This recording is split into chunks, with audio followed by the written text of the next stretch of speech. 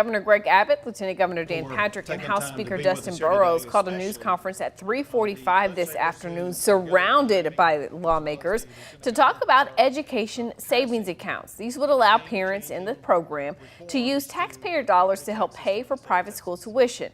Now, they were joined by former Arizona Governor Ducey. Now, Arizona started its universal ESA program back in 2022. And K-12 education has been flatlining in this nation since 1982. In this nation, we very rarely solve a problem. We innovate out of a problem, and the innovation here is universal school choice. And we are joined now to talk a little bit more about Arizona's ESA program with investigative reporter Joe Dana from our sister station 12 News in Phoenix. Joe, thank you for your time. Of course. Thank you. Before we dive into the politics of ESAs in Arizona, I want to talk to you a little bit about the numbers. So lawmakers here are working to pass ESAs, and they tout that this will be the largest rollout of an ESA program in the nation. But how big is the program there? As in, how much money is it costing the state, and how many students are using it? Well, it'll be upwards of $1 billion next year, which sounds like a lot, but of course, education budgets are massive. We have now around 90,000 students signed up for ESAs. About 12,000 of those are special needs students. And there's a general agreement that has been overall beneficial to those families who are looking for specific services for their children, and they haven't been able to be satisfied with the services in school districts.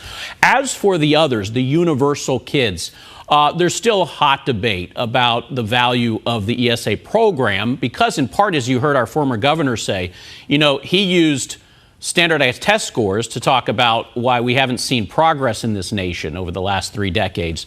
But what we don't have in this law is a way to test ESA students on whether or not they are learning and how well they're learning. So I would say here it is becoming, it's a popular program for many parents, but whether it's successful in terms of effectively teaching children, we don't have test scores to know.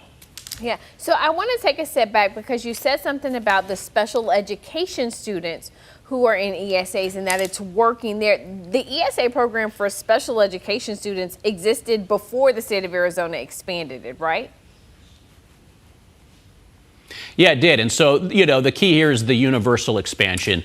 Should you allow families who have children already in private schools now take an entitlement, right? Taxpayer money to continue sending that child to the private school.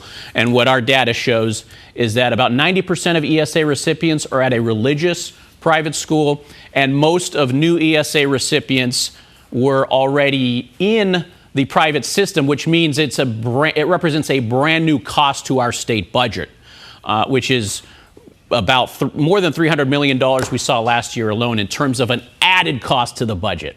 And the concern here, the frustration among many education advocates is Arizona is chronically underfunding its school districts. We're one of the worst, if not the worst in the nation.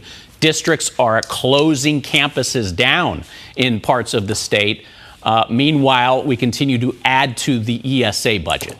Yeah, that sounds like some familiar debate that we're having here in Texas. I also want to ask you, though, there have been allegations out there of fraud and forgery tied to the ESA program, right?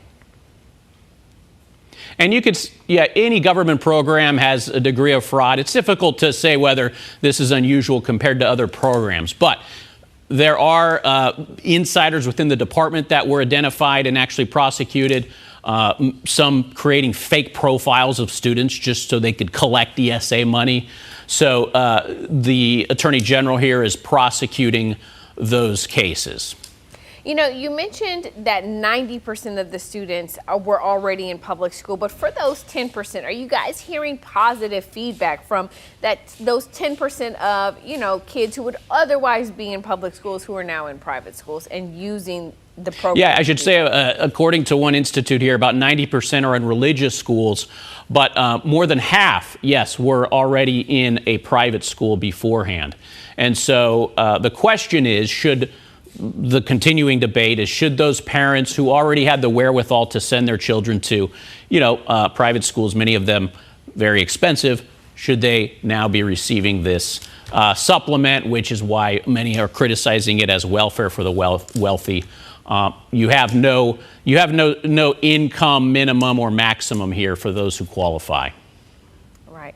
So overall, I would guess when we talk about the politics of it, I would imagine have folks on one side of the aisle who say this is working and folks on the other side who say it's not.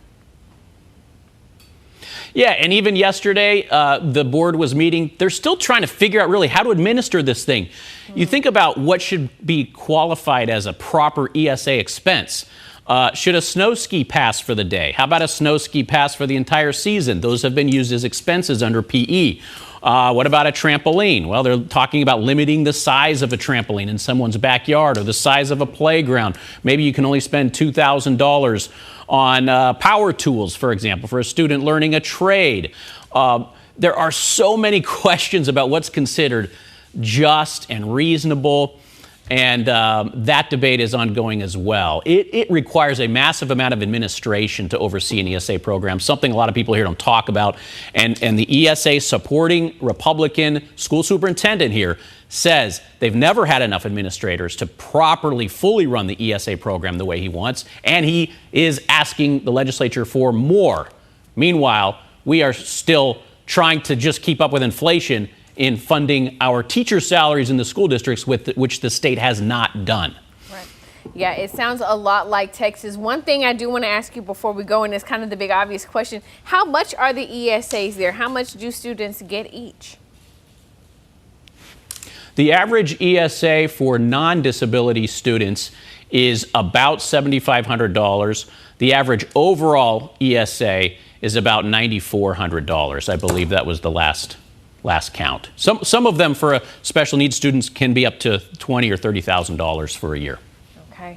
Interesting stuff, Joe. I have a feeling we're going to be talking to you again, likely here in the future. But investigative reporter Joe Dana with 12 News in Phoenix, thank you for your time. It's a fascinating experiment, I should say, in public education, and we'll be happy to continue giving you feedback we see here.